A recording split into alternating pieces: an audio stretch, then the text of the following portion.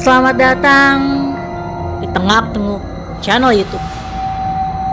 Saya Cici akan membacakan cerita yang ditulis oleh Rian dengan akun Twitter @rianfrdnt dengan judul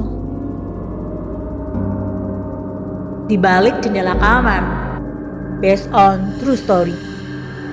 Jangan lupa untuk di like, subscribe, dan share video ini. Selamat mendengarkan. Bismillahirrahmanirrahim.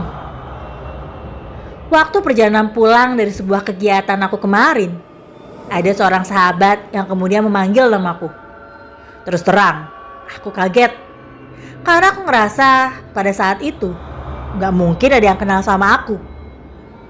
Dia mengungkapkan bahwa katanya dia sering melihat tweet-tweet yang aku tulis di Twitter. Dia pun kemudian mengajakku berbincang.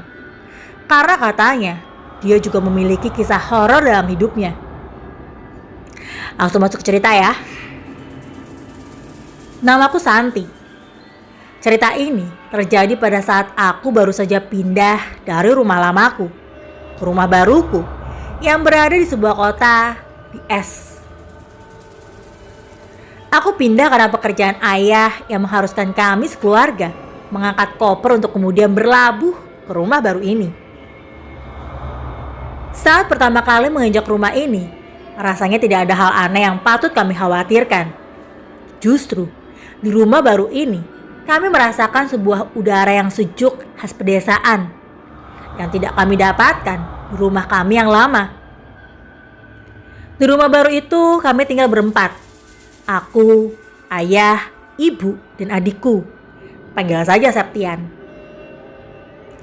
Aku yang masih SMA pada saat itu, mau tidak mau harus mempersiapkan diri untuk pindah dari sekolahku yang lama ke sekolah baru yang dekat dengan rumah baruku ini. Septian pun begitu. Dia kemudian dipindahkan ke SD baru yang letaknya tak jauh dari rumah itu. Intinya, banyak hal-hal yang harus aku hadapi ke depannya. Dan rasanya sampai saat itu keadaan terlihat normal-normal saja. Ayahku menyuruhku untuk tidur di kamar kedua yang berada di dekat ruang tamu. Di kamar itu, aku melihat sebuah jendela yang terpasang rapih. Namun tidak ada pemandangan yang dapat aku lihat dari sana. Di balik jendela itu terdapat sebuah tembok beton dari rumah tetangga sebelah yang kemudian menutup pemandangan dari jendela yang terpasang di kamarku itu. Aku tidak mempermasalahkan akan hal tersebut. Tapi pada saat aku hendak menutup kordeng jendela rumahku, tiba-tiba aku mendengar suara wanita yang pelan sekali.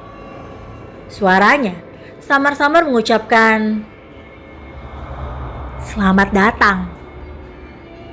Aku kembali membuka kordeng itu dan nampak tidak ada siapa-siapa di sana. Hanya terlihat pemandangan beton tinggi yang menghalangi pandangan dari jendela tersebut. Perasaanku mulai tidak enak. Tapi pada saat itu batinku berkata, mungkin aku salah dengar kali ya. Dan kemudian mencoba merebahkan diriku yang tengah dilanda penat setelah perjalanan hari ini. Hari itu, entah karena diriku yang merasa penat atau memang hobi tidur, aku tertidur sampai dibangunkan ibu saat sore sudah menjelang. "Bangun kak, mandi. Habis mandi langsung makan ya. Makanan sudah ibu siapin," ucap ibuku dan kemudian berlalu. Aku pun kemudian mencari handukku yang masih tersimpan rapih di dalam koper. Setelah ketemu, kemudian aku bergegas menuju kamar mandi. Tapi saat aku baru saja melangkahkan kakiku, tiba-tiba aku mendengar suara kordeng itu. Ya, kordeng itu terbuka sendiri. Saat itu, aku tidak menyalakan kipas atau hal-hal yang mengeluarkan angin, sehingga kordeng itu bisa bergerak. Atau angin dari luar ya? Aku seolah bertanya pada diriku sendiri. Tapi, pada saat aku menghampiri jendela itu justru tertutup rapat. Tidak ada sama sekali akses angin yang bisa masuk, kecuali dari balik pintu kamar yang sengaja aku buka. Namun, pintu kamarku terletak lumayan jauh dari posisi jendela tersebut. Lantas, karena tidak mau berpikir hal yang macam-macam, aku kemudian menutup rapi kordeng itu, kembali seperti semula. Dan kemudian aku bergegas untuk mandi. Namun, saat baru saja aku melangkahkan kakiku, tiba-tiba aku mendengar suara dari balik jendela tersebut. Suara wanita itu kini tertawa. Aku benar-benar dengan jelas mendengarnya. Tawa itu persis aku dengar dari balik jendela tersebut.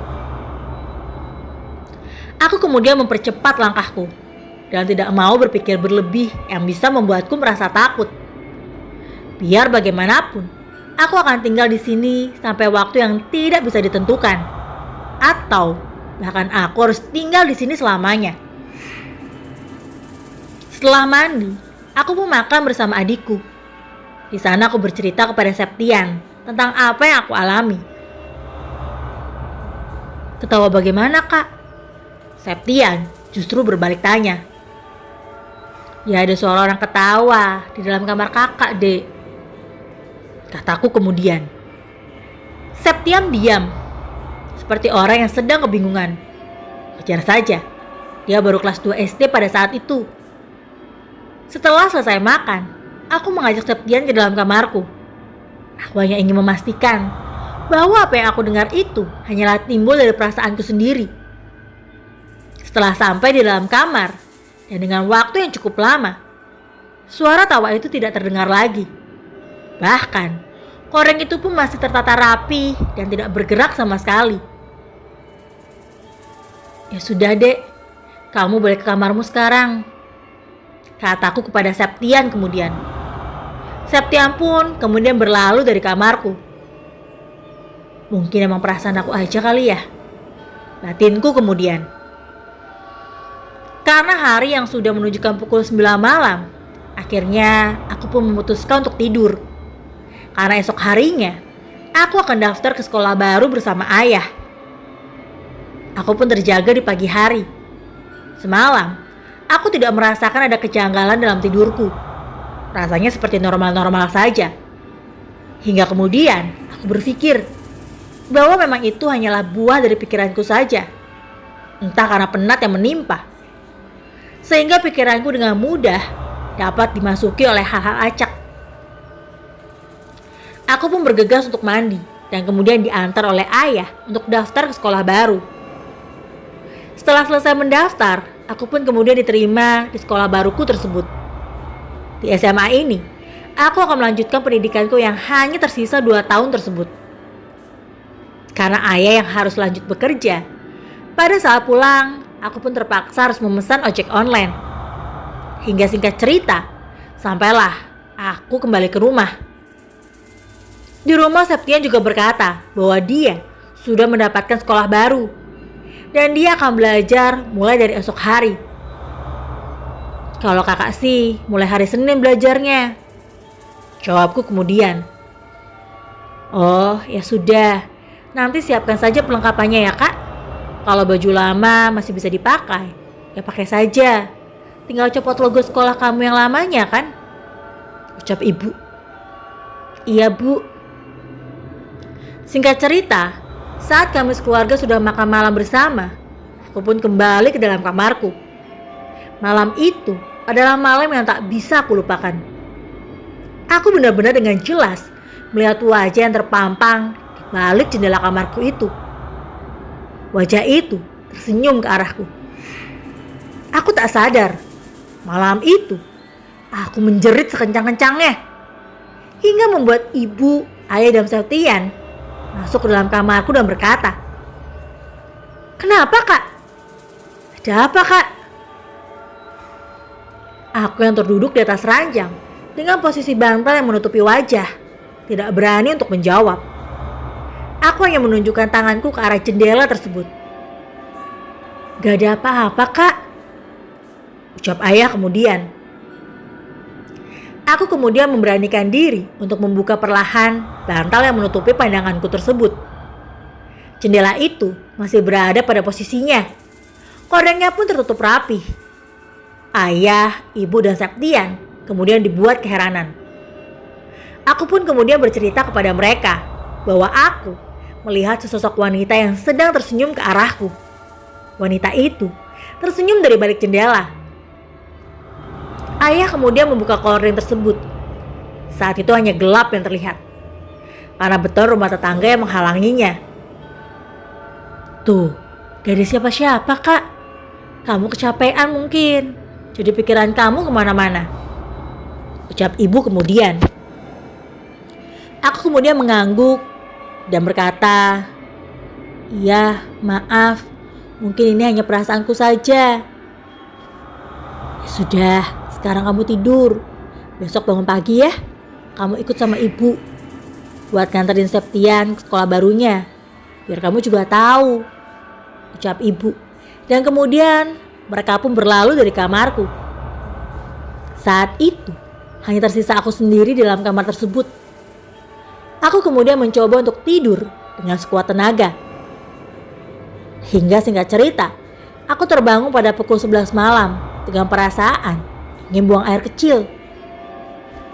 Setelah kembali dari kamar mandi, aku melihat persis ke arah jendela tersebut. Posisinya masih rapih seperti sedia kala. Tidak ada yang berubah sama sekali.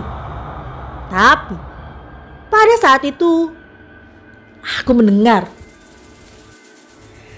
seperti ada yang mengetuk-ketuk kaca jendela dengan batu.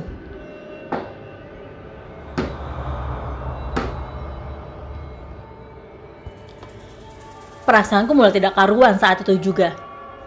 Hingga kemudian aku mencoba memberanikan diri untuk membuka kordeng tersebut dengan perlahan. Hingga kemudian aku melihat sebuah wajah wanita tertawa lebar dari balik jendela tersebut. Setelahnya, aku tidak mengingat apa-apa lagi sampai aku terbangun di pagi hari dengan keadaan aku yang tergeletak di lantai. Saat sarapan pagi, aku terkejut mendengar pertanyaan ibu yang ditujukan kepadaku. Kamu semalam nyanyi, Kak? Hah? Nyanyi? Kataku kemudian. Ibu dengar kamu nyanyi loh. Ibu semalam bangun jam 2, pengen pipis. Bu, ibu tahu nggak? Aku berniat untuk bercerita. Tahu apa? Semalam, aku lihat lagi perempuan di balik jendela kamar, Bu. Terus pas aku bangun, aku ada di lantai. Ah, masa sih? Emang iya? Sumpah, Bu, aku gak bohong. Terus, yang semalam nyanyi itu siapa? Ya mungkin perempuan itu, Bu. Kalau ibu gak percaya, nanti malam temenin kakak aja tidur di kamar, Bu. Boleh, tapi kamu jangan motah ya. Ntar ibu ketindihan lagi. Kamu kan udah gede, berat. Ada yang tahu nggak guys arti dari kata motah? Kalau ada yang tahu, kalian bisa tulis di kolom komentar ya. Karena Cici juga kurang tahu tuh. Singkat cerita, malam itu ibuku menemaniku tidur di kamar. Awalnya, tidak ada hal aneh yang kami alami. Hingga kemudian, aku pun melihat ibu sudah tertidur pada pukul 10 malam. Saat aku mencoba untuk memejamkan mata, tiba-tiba aku mendengar suara ketukan kaca itu lagi. Sontak, aku pun bergegas untuk membangunkan ibuku yang sedang tertidur. Karena pada saat itu, suara ketukan kaca dari jendela tersebut semakin keras dan cepat. Ibuku pun menghampiri jendela tersebut bersama aku yang berada di belakangnya. Saat kordeng itu dibuka secara perlahan oleh ibu, di sana kembali menampilkan sosok wanita yang kini begitu jelas. Matanya melotot ke arah kami berdua. Ibu refleks mengucap istighfar dan kemudian membaca ayat kursi. Saat itu, aku berteriak memanggil ayah. 5 menit kemudian, ayah pun datang ke dalam kamarku dan bertanya, "Ada apa?" Setelah aku menjelaskan apa yang terjadi kepada ayah, kemudian kini giliran ayah yang membuka korek tersebut. Namun, pada saat itu tidak ada siapa-siapa di sana. Hanya terlihat beton gelap saja. Ibu menceritakan duduk perkara yang sejelas-jelasnya kepada ayah. "Jadi, tadi tuh ada yang ketuk-ketuk kaca jendela, Pak. Terus pas ibu buka, ada sosok perempuan yang lagi melotot. Ih, wajahnya serem ya." Ayah sempat tak percaya dan mengira bahwa itu hanya halusinasi saja. Jadilah, pada malam itu kami bertiga bermalam di kamarku. Hingga pada pukul 1 pagi, terdengar ada suara wanita yang sedang bernyanyi. Namun suaranya terdengar samar, hampir tidak jelas. Kemudian ayah pun bergegas untuk bangun dan berjalan menuju letak jendela itu berada. Perlahan, ayah membuka gorden dari jendela tersebut. Semintas, sosok wanita itu menghilang dari pandangan. Hingga pada detik berikutnya, ibu mengalami kerasukan. Ia bertingkah aneh dan terus berkata, "Aku benci laki-laki. Aku tak suka laki-laki." Kata-kata itu terus terulang dan seolah bersikap ingin menerkam ayah.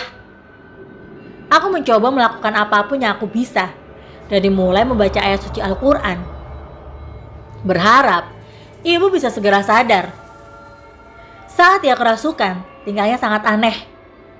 Ibu menjerit-jerit dan seperti menahan sakit yang berasal dari perutnya. Ibu kemudian sadar dan kami pun kemudian keluar dari kamar tersebut. Kini kami berkumpul di ruang tamu dan kemudian kami berencana untuk mengundang Ustadz datang ke rumah pada esok hari. Ustadz Hashim, panggil saja seperti itu, datang pada pukul 9 pagi. Ia sedikit berbincang dengan kami. Saat itu, bahkan Septian tidak masuk sekolah. Padahal, ini adalah hari pertamanya bersekolah.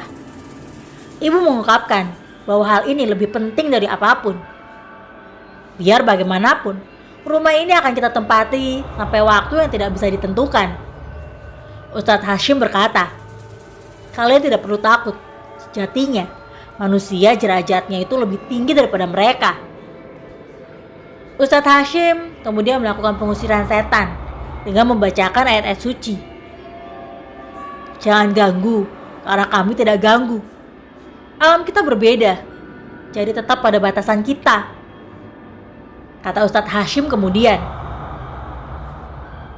Setelahnya, sang Ustadz menjelaskan bahwa sosok wanita itu memang tinggal sudah lama di rumah tersebut. Lebih tepatnya, di balik jendela kamarku.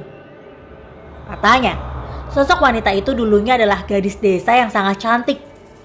Ia banyak dikagumi oleh orang lain. Hingga pada suatu malam, ia dicegat oleh 5 orang pemuda.